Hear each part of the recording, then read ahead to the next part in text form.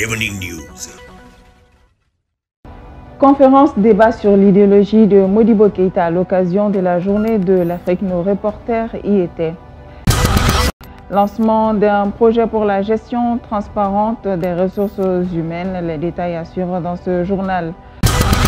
Et dans la page internationale, entre autres, le Nigeria, avec des funérailles après une attaque djihadiste qui a fait 30 morts dans le nord-est du pays. Mesdames, téléspectateurs, bienvenue à toutes et à tous sur Joliba TV News dans le journal Joliba Evening News, dont c'était là les titres. À l'occasion de la journée de l'Afrique, la direction de la Tour d'Afrique a organisé une conférence débat autour de l'idéologie de Modibo Keïta, premier président du Mali. Au cours de cette rencontre, plusieurs aspects ont été évoqués sur le parcours de l'homme et sa vision de l'Afrique unie. Compte rendu Sankou Diallo et Cheikh Omar Mariko. Cette journée qui rassemble tous les pays d'Afrique a été commémorée par les autorités maliennes à la Tour d'Afrique. Pour célébrer la journée, une conférence débat a été initiée par la direction de la Tour d'Afrique à l'endroit des élèves et étudiants. L'initiative vient de nos plus hautes autorités parce que c'est eux qui ont bien voulu ériger le symbole de l'unité africaine au cœur de Bamako sous forme de baobab géant, la Tour de l'Afrique. Nous avons bien voulu organiser aussi une conférence en faisant un focus sur le premier président du Mali, le président panafricain. Il s'agit bien sûr de Modibo Keïta. Et ensuite suivra une conférence sur la culture et refondation. Parce que ces derniers temps, on entend parler de refondation. Donc nous voulons montrer un peu l'articulation entre la culture et la refondation. Et cette conférence est animée par des professeurs chercheurs qui sont bien connus par les Maliens et ailleurs en Afrique. Aussi bénéfique qu'elle soit, cette journée de l'Afrique a été marquée par plusieurs activités et de l'intervention des experts sur le thème évoqué pour susciter un éveil de conscience pour la nouvelle génération. Aucune refondation n'est possible si nous ne nous appuyons pas sur notre culture authentique. Qu'est-ce que cela veut dire? Cela veut dire tout simplement qu'il s'agit dans un premier temps, avant de mettre l'accent sur la refondation de l'État, plutôt de mettre l'accent sur la refondation de l'homme. Ce sont les hommes qui constituent un État. Si l'on veut arriver à des transformations politiques réelles, en prise sur nos besoins et nos intérêts, nous devons le faire absolument en nous appuyant sur la culture des populations sans la mobilisation desquelles il nous sera impossible de mener ces réformes politiques. Le Mali a toujours été un pays ouvert, multilingue, multiculturel, qui a toujours travaillé dans le sens de la construction de l'Afrique. Donc un Malien, une Malienne ne peut pas se comprendre à échelle réduite. Il faut que l'horizon soit beaucoup plus large, d'où la connexion entre la journée de l'Afrique et la refondation au Mali. La jeunesse aujourd'hui doit faire le maximum à partir des outils disponibles et considérer que chaque insuffisance qui est là, chaque défaillance qui est là, chaque limite qui est là est en fait à surmonter. Et dans cet effort collectif-là, nous allons bâtir le Mali nouveau. Pour certains, cette conférence débat qui résume en quelque sorte les moindres techniques de l'avancée du Mali dépend sans doute de la mise en pratique de la culture africaine. À travers la conférence, nous avons appris beaucoup de choses. D'abord sur Feu Modibo Keïta, l'ancien président du Mali, ses perspectives, tout ce qu'il a eu à faire pour la fédération de l'Afrique, je dirais. Et aussi, nous avons beaucoup appris sur la culture, sur la démocratie aussi qui existait un peu en Afrique. Et surtout dans la conférence, nous avons appris que nous, Maliens, nous devrons chercher à nous connaître d'abord. Pour mieux appliquer cette thématique, il faut la participation totale de tout un chacun. Ainsi, comme le disait Jules-Paul Tardivel, le vrai patriote s'inquiète non du poste qu'il doit occuper dans la patrie, mais du rang que la patrie doit atteindre parmi les nations. Le 25 mai, c'est donc la célébration de la journée de l'Afrique. À cette occasion, la direction de la Tour d'Afrique a organisé la commémoration de cette journée ce mercredi 25 mai 2022, commémoration à laquelle plusieurs pays et coutumes d'Afrique étaient représentés. Reportage Sankou Diallo et Cheikh Omar Mariko. Toutes les cultures, entre autres sénégalaises, togolaises et ivoiriennes, étaient présentes ce matin sous les pieds de la majestueuse Tour d'Afrique. L'Afrique fête ainsi son unité. Pour cela, ces images, symbole d'une Afrique unie à travers les couleurs rouge, noir et vert, couleurs officielles de la population africaine confectionnées en tenue et ou en cravate. Ce grand jour d'aujourd'hui, ce n'est pas un jour de l'amertume, mais c'est un jour de la joie. Et tous les Africains, les enfants de l'Afrique, doit être dans la joie. Bon, chez nous en Afrique, et surtout dans nos villages, on dit que la dent est dans la bouche, non? Mais la dent, des fois, la dent coupe la langue, non? Ça, c'est pas palabre, c'est pas la guerre. Mais où vit la langue? C'est dans la bouche? Donc, ce que je dis dans l'ensemble des Africains, nous sommes dans une seule maison. Il n'y a pas de division entre nous. Même s'il y a palabre là, on doit se comprendre pour qu'on trouve la solution. Et c'est pour ça que nous sommes là aujourd'hui. L'Afrique est unie. Ce n'est pas 2 ni 3. On doit s'entendre. On va régler nos problèmes en nous-mêmes. Une sagesse vivement partagée par le Premier ministre Dr Choguel Koukala Maïga, qui a auparavant assisté à la montée des couleurs. Ça nous fait chaud au cœur et ces communautés, de par leur réaction, confirment ce que je dis. En fait, tout le monde porte son espoir sur le Mali aujourd'hui. Vous savez, j'ai toujours dit que même les malentendus qu'il y a aujourd'hui entre nous et nos frères de la CEDEAO, c'est une brouille passagère. Comme dans une famille, il y a quelquefois des disputes, mais cette famille, elle tiendra. Parce que je suis convaincu que l'ensemble des chefs d'État de la sous-région, l'ensemble des peuples africains sont conscients que le vœu le plus ardent aujourd'hui de tout Africain, c'est de voir la paix s'instaurer au Mali. Et cette paix, pour qu'elle s'instaure, nous avons besoin de la compréhension, de l'accompagnement, du soutien de tous nos amis, notamment les pays voisins, notamment les pays africains avec lesquels nous sommes aujourd'hui en communauté, dans la CEDEAO, dans l'Union africaine et dans d'autres organisations. Cette dame est ivoirienne vivant au Mali depuis quelques années et elle exécute à perfection ses pas de danse togolais, signe d'un brassage culturel. On est ensemble. Donc tout à l'heure, nous on a dansé avec les Sénégalais, on a dansé avec les Congolais, on a dansé avec les Béninois, les Togolais, les Gambiens, les Nigériens, tout le monde, ça veut dire qu'on est ensemble. Donc il faut que l'Afrique soit ensemble. Vraiment, je suis heureuse. En voyant tout ce monde, je suis satisfait de voir cette unité africaine ici. Je suis ému d'abord parce que les autres années, nous venons ici et on se compte à bout des doigts. Mais aujourd'hui, j'ai vu une foule, vraiment une grande foule. Bon, c'est enthousiaste. Donc, en sentiment, je suis content et fier d'être africain. Je préfère que vraiment tout le monde s'entende, que la paix revienne au Mali et qu'on reste toujours vraiment comme Maliba. Quand on dit Maliba, c'est Maliba. Quand on dit Maliba, c'est les Ivoiriens. Quand on dit Maliba, c'est les Africains, quoi. Maliba, le Nigeria, tout le monde est là. Aujourd'hui, ça montre que tout le monde est là. Tout le monde est représenté sans palabre. On en joue. Vraiment, j'aimerais que l'Afrique reste comme ça. Un vœu et une idéologie sur lesquelles les pères fondateurs de l'Organisation de l'Unité africaine se sont basés pour l'initiation de la dite organisation le 25 mai 1963. 25 mai 1963, 25 mai 2022, donc 59 ans de fraternité et de communion qui doivent rappeler les peuples africains à l'unité et à la solidarité en cette période de vive tension entre les fils du continent. Toujours avec la thématique du 25 mai, il s'agit de la journée de l'Afrique. Cette journée est commémorée pour le souvenir du 25 mai 1963, date du congrès fondateur de l'Organisation de l'Union africaine, ancêtre de l'actuelle Union africaine. Selon la charte de l'OUA, cette journée vise à renforcer l'unité et la solidarité des États africains. Pour parler du 25 mai, nous recevons sur ce plateau M. Mohamedou Diouara, président de l'Union des jeunes pour la paix et la nation africaine UJPNA. Monsieur Diouara, bienvenue. Merci. Merci d'avoir répondu à notre invitation. C'est moi qui vous remercie et je salue l'ensemble de nos téléspectateurs. D'accord. Première question, quelle est la symbolique de cette journée pour vous en tant que militant du panafricanisme? Alors, le 25 mai est une symbolique forte. Elle marque l'aboutissement d'un long parcours pour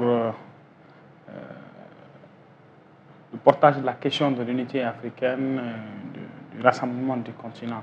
Il faut dire que c'est parti depuis l'an 1900 avec le premier congrès panafricain organisé par Henry Sylvester Williams, qui 25 ans après se fera porter par William Edouard Purgard Dubois à Londres, à Bruxelles, puis à Paris. Et après l'avènement de différents leaders politiques sur le continent africain dans l'ère coloniale, parmi lesquels les plus illustres peuvent être cités comme Kwame Nkrumah, Modibo Keïta, Gamal Abdel Nasser, entre autres. Et finalement, le 25 mai, justement, a marqué la naissance de l'Organisation de l'Unité africaine, qui était comme une sorte de rêve réalisé, mais qui devait marquer un nouveau départ. D'accord. Et 59 ans après la création de cette organisation, est-ce que cet idéal des États-Unis d'Afrique est encore possible? L'idéal des États-Unis d'Afrique est absolument possible. Aujourd'hui, davantage qu'hier. Beaucoup de facteurs concourent à le rendre plus réaliste. L'Afrique aujourd'hui est devenue la principale réserve de l'humanité en termes de ressources humaines. Nous sommes la plus grande jeunesse du monde, une frange importante de la population mondiale, eu égard à notre croissance démographique. Nous avons plus de 2/3 des ressources naturelles de la planète et nous avons une jeunesse beaucoup plus instruite, beaucoup plus entreprenante, très dynamique, qui a soif de créer, qui a soif d'innover, qui a soif d'entreprendre. Et aujourd'hui, le continent est de plus en plus conscient de l'impératif d'aller vers l'unité parce que les problèmes auxquels nous faisons face, notamment les questions sécuritaires, les questions sanitaires, les questions économiques, sont des questions qui transcendent nos frontières du fait justement de la mobilité entre nos populations d'une frontière à l'autre. Donc aujourd'hui, les populations sont davantage engagées à aller vers cette unité africaine, particulièrement la jeunesse. D'accord. Maintenant, qu'est-ce qui doit être fait pour que cette unité africaine devienne quelque chose de concret? Le projet panafricain a besoin d'une vision, d'un leadership. Aujourd'hui, le Mali a donné un certain nombre de signaux importants qui font que l'Afrique tout entière exprime sa soif d'aller vers cette unité africaine.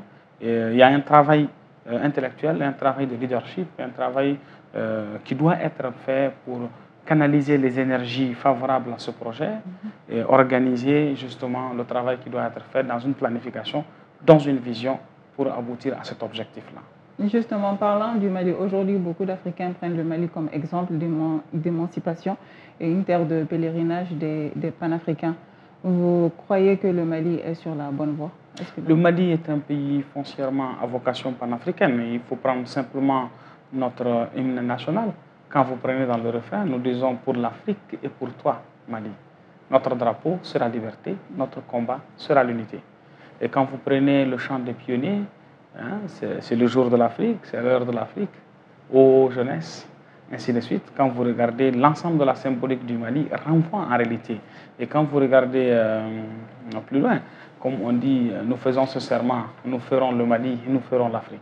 Et donc, quand on regarde toute l'histoire du Mali, toute la symbolique en fait de la construction de l'identité nationale malienne, envoie justement vers la construction de ce projet panafricain des États-Unis d'Afrique. Et donc le peuple malien n'a fait que se réveiller et éveiller en lui une certaine vocation qui était pendant un moment en sommeil, avec un grand courage digne de la grandeur de la nation et du peuple qu'il contient. Et je pense que les Africains n'ont pas tort de voir en le Mali justement cette locomotive, j'allais dire ce puits du panafricanisme dans lequel on peut venir se ressourcer, prendre ce qu'il faut afin de continuer la marche. Voilà, le Mali comme puits du panafricanisme dans lequel on peut venir se ressourcer. Et c'était là l'invité de ce journal, à la personne de Mahamadou Douara, président de l'Union des jeunes pour la paix et la nation africaine UJPNA à l'occasion du 25 mai. Merci d'avoir répondu à notre invitation. C'est moi qui vous remercie. Et merci de nous avoir apporté ces éléments de réponse sur ces questions. Bien à vous. Voilà, nous poursuivons avec ce journal. Un autre point de l'actualité pour une gestion plus efficiente des effectifs de la fonction publique, de l'État et des collectivités territoriales. Le gouvernement a lancé hier, ce mardi 24 mai, le projet de système intégré de gestion des ressources humaines des fonctions publiques de l'État et des collectivités territoriales, SIGRH. Le reporter Aruna Salia-Kone et Sankou Diallo vous proposent un passage du discours du ministre de la Refondation nationale. Suivez.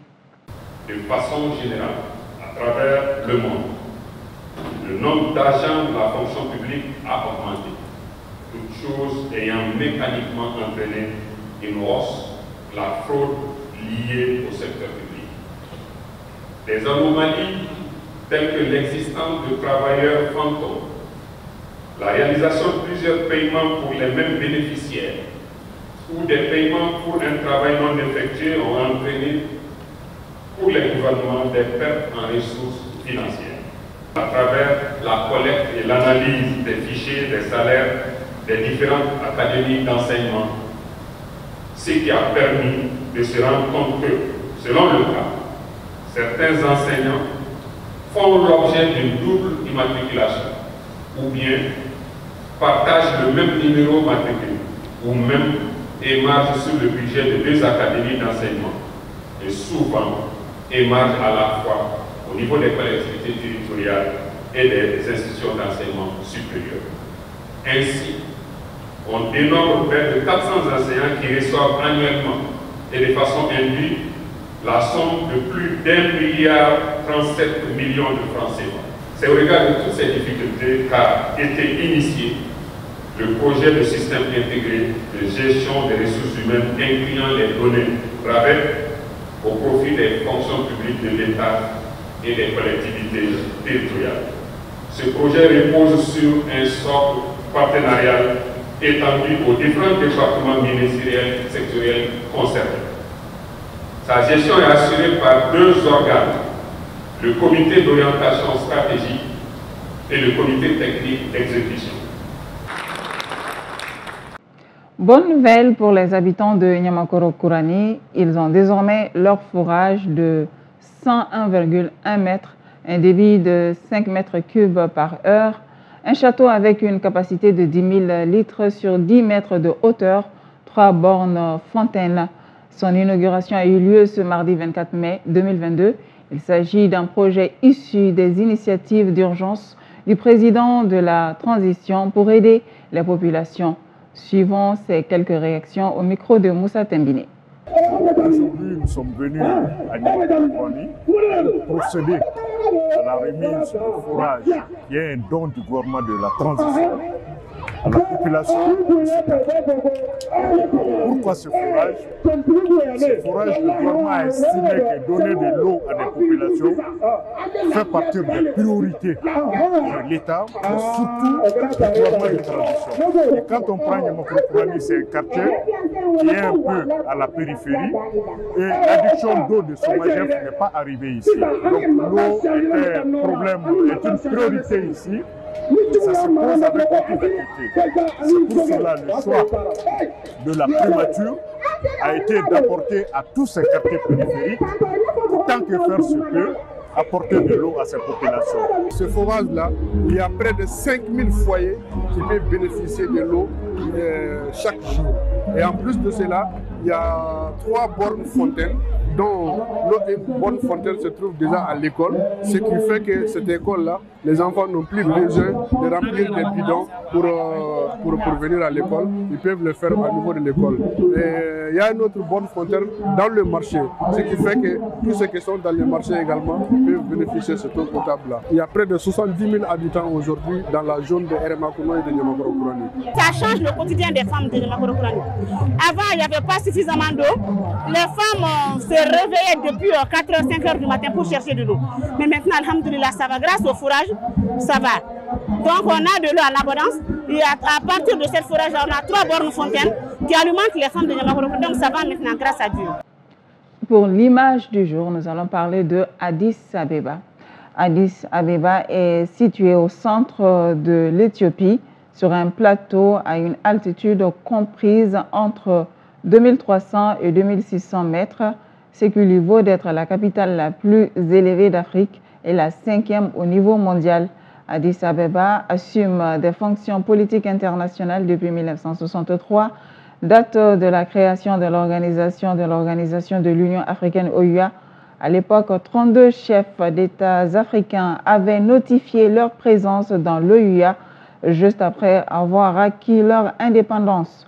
La Journée mondiale de l'Afrique est le jour de la commémoration annuelle de la fondation de l'Organisation de l'Unité africaine OUA devenue Union africaine UA en 2002. Elle a son siège à Addis Abeba, justement. Chaque 25 mai depuis 1963, l'Afrique célèbre cette journée reconnue dans le monde.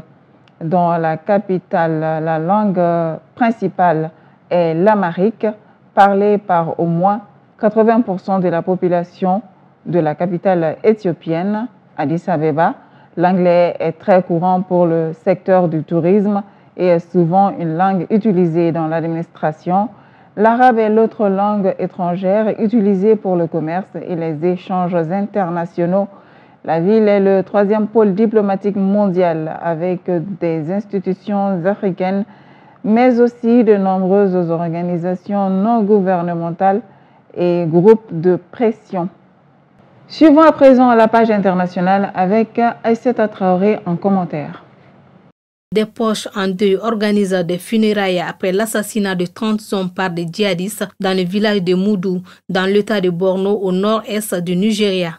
Cette attaque a été menée samedi dans l'état de Borno, près de la frontière avec le Tchad, par des djihadistes de l'organisation État islamique en Afrique de l'Ouest.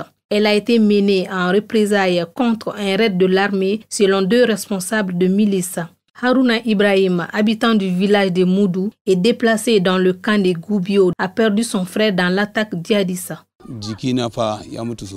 Je ne sais pas quoi dire. Je suis choqué. Je dois aller voir un médecin car je souffre de tension artérielle. Bien que nous n'ayons pas les mots, nous l'acceptons avec bonne foi. Les 30 victimes visées étaient des ferrailleurs qui se trouvaient dans la région à la recherche de véhicules calcinés qui sont nombreux dans le village du nord de Borno en raison des attaques terroristes, a déclaré à la presse un chef d'une milice dans la capitale régionale Maïdougouri. Ils ont tué 31 personnes et ont blessé beaucoup d'autres. Des jeunes de 13 ou 14 ans et des personnes âgées ont réussi à rentrer chez eux. La situation dans laquelle nous nous trouvons actuellement, la faim et la pénurie alimentaire croissante, a obligé notre peuple à aller loin pour cultiver ce qu'il peut manger pour survivre. Selon un autre chef de milice, l'État islamique en Afrique de l'Ouest a accusé les ferrailleurs d'avoir renseigné l'armée sur leur position dans la région. Les 30 hommes ont eu la malchance de se retrouver dans le secteur au moment où les terroristes pleuraient la mort de leurs 2 commandants tués dans une opération militaire, a-t-il expliqué. Selon l'ONU, les violences djihadistes ont fait plus de 40 000 morts et obligé quelques 2,2 millions de personnes à quitter leur foyer dans le nord-est du Nigeria depuis 2009. La police a lancé ce mercredi matin une opération d'évacuation d'un important camp de migrants à Lune Plage, près de Grande-Sainte, où les affrontements ont fait 1 mort et 3 blessés depuis dimanche. Les pourtours du camp étaient bloqués par un important dispositif policier et un premier car était déjà arrivé en début de matinée pour convoyer les migrants. Tandis que quelques petits groupes commençaient à quitter les lieux à pied, certains en famille avec des enfants sur des chariots de supermarché, a constaté un journaliste de l'AFP. L'opération, qualifiée de mise à l'abri par la préfecture, vise le camp de Lune Plage où la préfecture dénombrait quelques 500 migrants la semaine dernière en attente d'un passage vers l'Angleterre. Situé sur un vaste terrain boisé, limitrophe de la commune de Grande-Sainte, le site est proche d'un canal constituant sur le littoral un important point de départ des traversées migratoires vers l'Angleterre. Plus de 7000 exilés ont déjà rejoint les côtes britanniques au départ du littoral nord de la France depuis janvier. Un migrant a été tué par balle et un autre blessé lundi soir à proximité de ce camp où dimanche 2 migrants avaient été blessés, dont un grièvement dans des échanges de coups de feu. Dimanche, des bénévoles qui y distribuent des repas chauds affirmaient avoir entendu des rafales évoquant des kalachnikovs. La police aux frontières et la police judiciaire ont été saisies des enquêtes. Après la mort de 21 personnes, dont 19 enfants, tués dans une fusillade au sein de leur école au Texas ce mardi, le président américain Joe Biden a exhorté dans un discours à transformer cette douleur en action pour mieux réguler les armes à feu aux États-Unis. Pourquoi sommes-nous prêts à vivre avec ce carnage? Pourquoi continuons-nous à laisser faire pour l'amour du ciel? Où est notre courage de faire face et de tenir tête au lobby?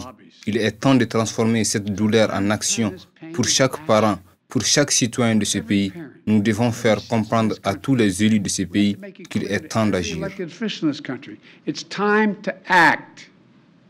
Joe Biden renouvelle ainsi la demande très récurrente des démocrates qui luttent depuis de nombreuses années pour un meilleur contrôle des armes à feu aux États-Unis. Un sujet extrêmement sensible puisque le droit de détenir des armes est inscrit dans le 2e amendement de la Constitution américaine qui s'applique donc à tous les citoyens.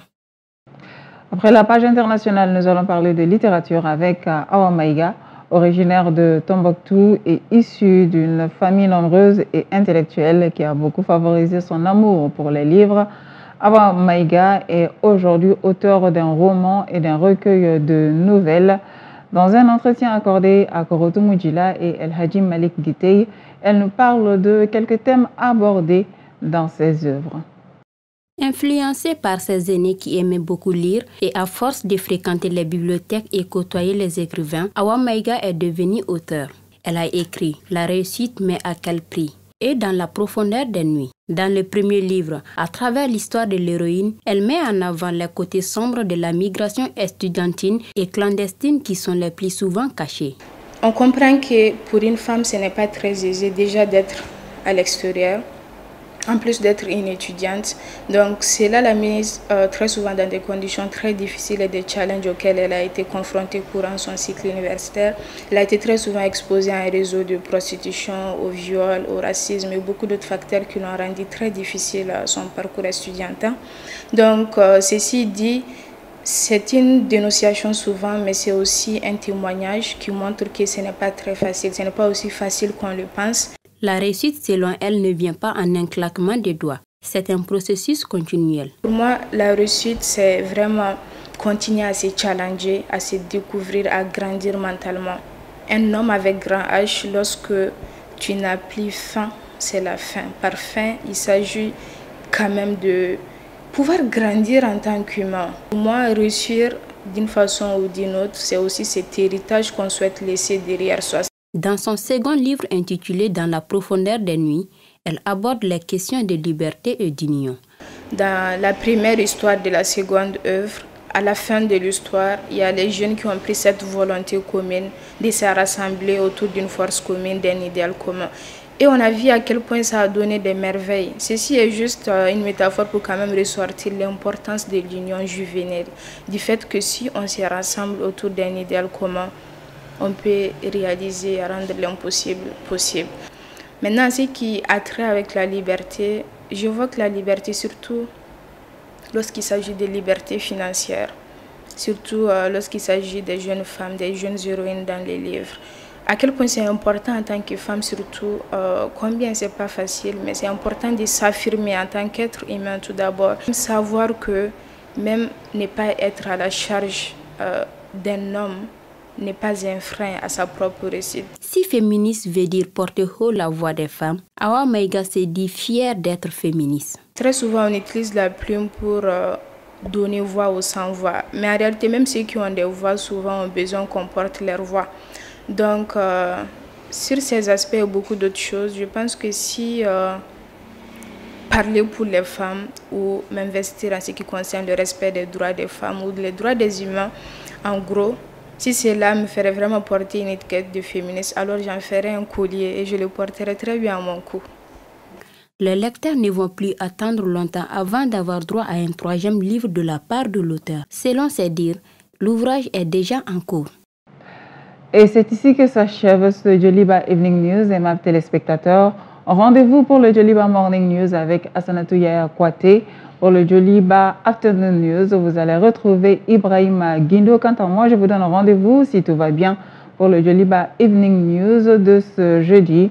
Quant à vous, aimables téléspectateurs, encore grand merci à vous pour votre aimable attention et excellente suite de programmes sur Djoliba TV News, la première chaîne d'information du Mali.